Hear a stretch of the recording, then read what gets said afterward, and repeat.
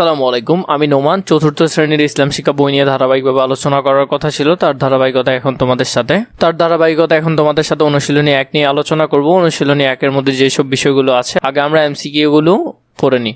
প্রথমে সঠিক উত্তরের টিক চিহ্ন দাও। সঠিক উত্তরের মধ্যে আমরা এখানে টিক চিহ্ন দিব। 1 নম্বরে আছে, কোনটি মহান আল্লাহর জাতি বা সত্তাগত নাম? সেটা হলো আল্লাহ। 2 নম্বর, মহান আল্লাহর সিফাতি বা গুণবাচক নাম কয়টি? আমরা জানি 99টি গুণবাচক নাম। ঘ নম্বর, সালাতের আহকাম কোনটি? নির্ধারিত ওয়াক্তে সালাত আদায় করা হলো সালাতের আহকাম। ঘ নম্বর, কোনটি মাদ্য এর হরফ? হলো আলিফ, হলো মাদ্য এর হরফ। ও নম্বরের মধ্যে কিভাবে আল্লাহর গুণ আর রহমান দ্বারা গুণান্বিত হওয়া যায়? এটা হবে সকলের প্রতি দয়া প্রদর্শনের মাধ্যমে। ও নম্বরের মধ্যে কিভাবে আল্লাহর গুণ আর রহমান দ্বারা গুণান্বিত হওয়া যায়? 4 নম্বরের মধ্যে এটার উত্তর হবে 4, সকলের প্রতি দয়া প্রদর্শনের মাধ্যমে। 6 নম্বর, কোন ইবাদত অনুশীলনের মাধ্যমে আমরা সমাজে দরিদ্র বিমোচনের অবদান রাখতে পারি? জাকাত প্রদানের মাধ্যমে। 6 নম্বর, কি বলে আমরা সালাত শুরু করব? আল্লাহু আকবার বলে সালাত শুরু করব। 6 নম্বরের মধ্যে কোন হরফকে একসঙ্গে 2 বার উচ্চারণ করার জন্য আমরা কোনটি ব্যবহার করি? আমরা তাসজিদ ব্যবহার করি। 6 নম্বর, মহান আল্লাহর গুণ নিজ জীবনে অনুসরণের প্রয়োজনীয়তা কি? উত্তর হবে আল্লাহর গুণে প্রভাবিত হওয়া। নম্বর, সহিভাবে পবিত্র কোরআন তেলাওয়াত শেখার সর্বাধিক গুরুত্বপূর্ণ কারণ কোনটি? সালাত আদায়ের জন্য আবশ্যক। এরপরে 2 নম্বরের মধ্যে শূন্যস্থান পূরণ। 1 নম্বর, আল আসমাউল হুসনা অর্থ হলো, আল আসমাউল হুসনা অর্থ আল্লাহর সুন্দরতম নামসমূহ। 2 নম্বরে যেটা আছে, ইমানের ঢ্যাস হলো ইমানের বিষয়গুলোর বিস্তারিত বিবরণ। ইমানে মুফাসসাল হলো ইমানের বিষয়গুলোর বিস্তারিত বিবরণ। ঘ নম্বর, কেউ বিপদে পড়লে তাকে সাহায্য করাও ইবাদত। ঘ নম্বর, জের এর পরে জয়জম যুক্ত ইয়া থাকলে 1 আলিফ পরিমাণ টানতে হয়। উত্তর হবে 1 আলিফ। ও নম্বরের মধ্যে সালাতে পবিত্র কোরআন তেলাওয়াত করা ফরজ। এরপরের টপিক আমরা যেটা দেখব, বাম পাশের সাথে ডান পাশের মিলকরণ। আমরা বাম পাশের সাথে ডান পাশ মিল করব, বাম পাশ এবং ডান পাশ। মহান আল্লাহর সুন্দরতম নামসমূহ, তার পরিচয় খুব সুন্দরভাবে ফুটে উঠেছে। তাহলে এটা হবে এটার সাথে। তাহলে প্রথমটা হলো, মহান আল্লাহর সুন্দরতম নামসমূহ, তার পরিচয় খুব সুন্দরভাবে ফুটে উঠেছে। 2 নম্বর, পবিত্র কোরআন শুধু পড়তে পারলে হবে না, তা সহিও হতে হবে। তাহলে পবিত্র কোরআন শুধু পড়লে হবে না, তা সহিও হতে হবে। এটা হবে এটার সাথে। 3 নম্বর, মহান আল্লাহর সহনশীলতা পছন্দ করেন, তাই আমরা সহনশীল হব। মহান আল্লাহ সহনশীলতা পছন্দ করেন। মহান আল্লাহ সহনশীলতা পছন্দ করেন, তাই আমরা সহনশীল হব। এরপরে যেটা, ইবাদতের মাধ্যমে আমরা ইমানকে সুদৃঢ় করতে পারি। ইবাদতের মাধ্যমে আমরা ইমানকে সুদৃঢ় করতে পারি। এটা হবে এটার সাথে। এরপরে 1 নম্বর, তোমাদের মধ্যে সেই সর্বোত্তম যে নিজে কোরআন শেখে এবং অপরকে শেখায়। তোমাদের মধ্যে সেই সর্বোত্তম যে নিজে কোরআন শিখে এবং অন্যকে শেখায়। তারপর 4 নম্বরের মধ্যে শুদ্ধ অশুদ্ধ নির্ণয়, কোনটা শুদ্ধ কোনটা অশুদ্ধ আমরা নির্ণয় করব। 1 নম্বর, ক, মহান আল্লাহর গুণ দ্বারা উদ্ধৃত হয়ে আমরা ভালো কাজ করতে পারি। এটা শুদ্ধ। 2 নম্বর, ইমানে মুফাসসাল হলো ইমানের বিষয়গুলো সংক্ষিপ্ত বিবরণ। এটা অশুদ্ধ, এটা হলো বিস্তারিত বিবরণ। ঘ নম্বর, কোনো হরফের নিচে খাড়া জের থাকলে 3 আলিফ পরিমাণ টানতে হয়। এটা হলো 1 আলিফ পরিমাণ টানতে হয়, তাই এটাও অশুদ্ধ। 4, জাকাত আদায় করে শ্রেণী বৈষম্য দূর করা যায়। এটা শুদ্ধ, শ্রেণী বৈষম্য দূর করা যায়। 9 নম্বরে, পবিত্র কোরআন শুদ্ধভাবে পড়তে নির্দিষ্ট নিয়ম মানার প্রয়োজন হয় না। এটা হবে নিয়ম মানার প্রয়োজন হয়। এটা অশুদ্ধ। 5 নম্বরে, সংক্ষিপ্ত প্রশ্ন উত্তর। আমরা সংক্ষিপ্ত প্রশ্ন উত্তরগুলো লিখবো এখন। 1 নম্বর, মহান আল্লাহর 2টি গুণবাচক নাম অর্থ সহ লেখো।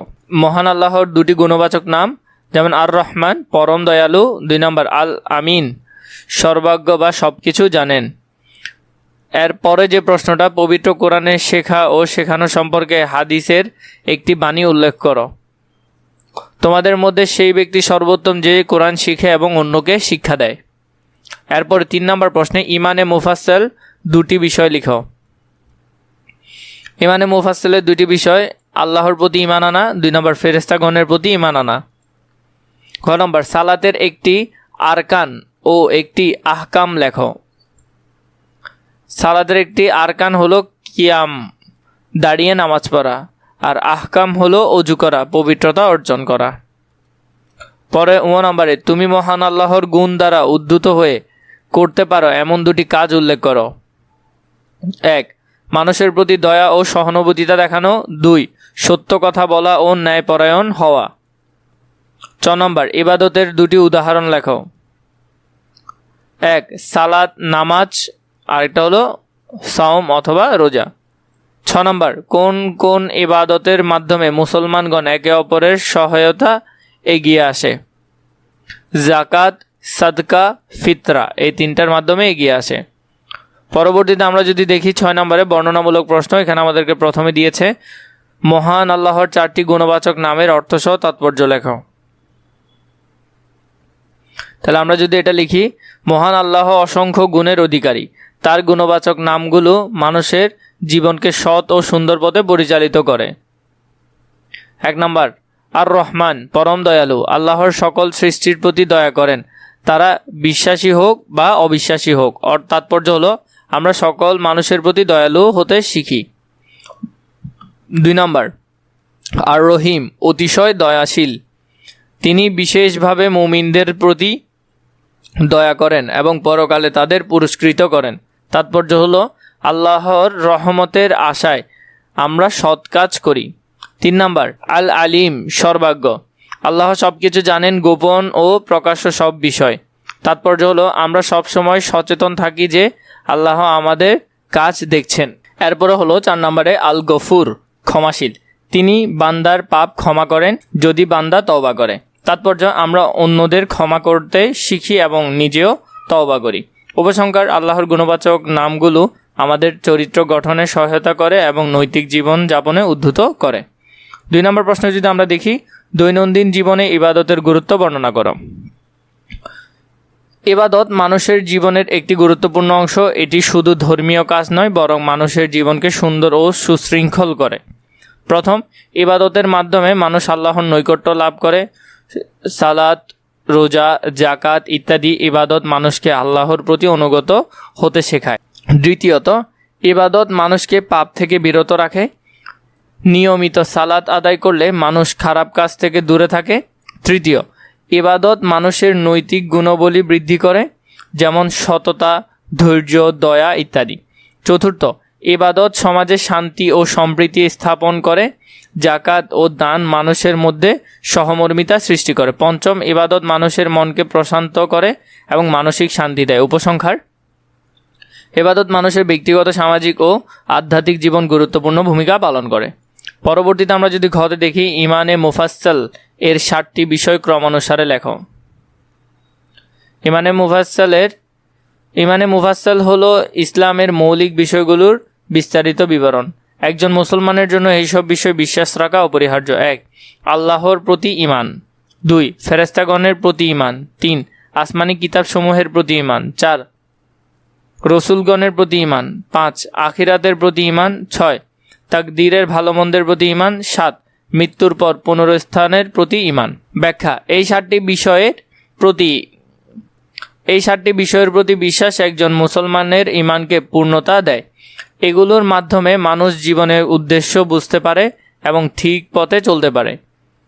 ঘ নম্বরে ঘতে আছে 2 রাকাত বিশিষ্ট সালাত আদায়ের নিয়মগুলো প্রবাহ চিত্রের মাধ্যমে লেখো। তো তোমরা এগুলো প্রবাহের চিত্রের মধ্যে লিখবে। প্রবাহ চিত্র, প্রথমে নিয়ত করতে হবে, তাকবীরে তাহারিমা বা আল্লাহু আকবার বলতে হবে, সানা পাঠ করতে হবে, সূরা ফাতিহার সাথে যে কোনো অন্য সূরা পড়তে হবে, রুকু করতে হবে, এরপরে সিজদা 2 বার দিতে হবে, 2 রাকাত দ্বিতীয় রাকাতে দাঁড়াতে হবে, সূরা ফাতিহা বা অন্য সূরা পড়তে হবে, আবার রুকু করতে হবে, সিজদা 2 বার করতে হবে, তাশাহুদ পড়তে হবে, দুরূদ শরীফ পড়তে হবে, দোয়ায়ে মাসুরা পড়তে হবে, ডান বামে সালাত ফেরাতে হবে। তো এটা তোমরা প্রবাহ চিত্রের মাধ্যমে সুন্দর করে লিখতে পারবে।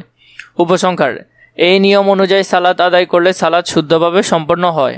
ও নম্বরে উদাহরণ সহ জজমের ব্যবহারের উদাহরণ দাও। জজম আরবি ভাষায় একটি গুরুত্বপূর্ণ চিহ্ন যা কোনো বর্ণকে স্বরবিহীন করে, অর্থাৎ এই বর্ণ কোনো স্বরধ্বনি থাকে না এবং বর্ণটি স্থিরভাবে উচ্চারিত হয়। জজমের ব্যবহার শুধু মাঝখানে বা শেষের বর্ণে স্থির করে, দুটি বর্ণ একসাথে উচ্চারণ করতে সাহায্য করে।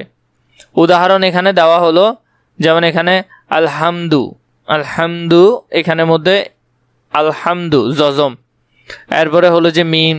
এইখানে যে উদাহরণগুলো আছে উদাহরণগুলো দেখবে। গুরুত্ব: জজম সঠিকভাবে না পড়লে শব্দের অর্থ পরিবর্তিত হতে পারে, তাই কোরআন তেলাওয়াত জজমের সঠিক ব্যবহার জানা অত্যন্ত জরুরি। এরপরে 6 নম্বরে সূরা আল কুরাইশ এর তাৎপর্য লেখো। সূরা আল কুরাইশে আল্লাহ কুরাইশ গোত্রকে তার বিশেষ নেয়ামতের কথা স্মরণ করিয়ে দিয়েছেন। এই সূরায় তাদের বাণিজ্যিক নিরাপত্তা ও শান্তির কথা উল্লেখ করা হয়েছে। আল্লাহ তাদের শীত ও গ্রীষ্ম নিরাপদ ব্যবসা করার সুযোগ দিয়েছেন, এছাড়া তাদের খাদ্য ও নিরাপত্তা প্রদান করেছেন। এই সব নিয়ামতের জন্য আল্লাহ এদের নির্দেশ দিয়েছেন যেন তারা কাবার প্রভুর ইবাদত করে। অর্থাৎ সূরা আমাদের শেখায় আল্লাহর নিয়ামতের জন্য কৃতজ্ঞ হওয়া। 2. একমাত্র আল্লাহর ইবাদত করা। 3.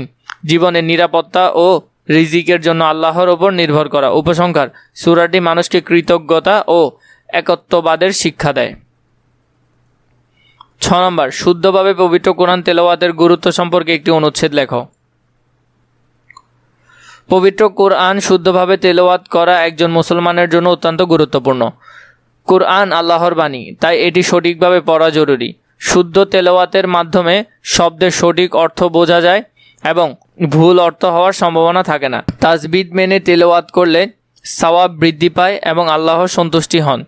এছাড়া শুদ্ধ তেলাওয়াত মানুষের হৃদয়ের প্রশান্তি আনে এবং ঈমানকে দৃঢ় করে। নিয়মিত কোরআন তেলাওয়াত করলে মানুষের চরিত্র উন্নত হয় এবং সে সৎ পথে চলতে উদ্যত হয়। উপসংহার: শুদ্ধভাবে কোরআন তেলাওয়াত করা ইহকাল ও পরকালের সফলতার জন্য অত্যন্ত গুরুত্বপূর্ণ। এটা এখান থেকে সুন্দর করে ফেলবে। এভাবে করে আমি তোমাদের বইয়ের প্রতিটি অনুশীলনী এবং প্রতিটি পৃষ্ঠার সমাধান দিব। যেটা প্রয়োজন নিশ্চয়ই কমেন্ট করে জানাবে।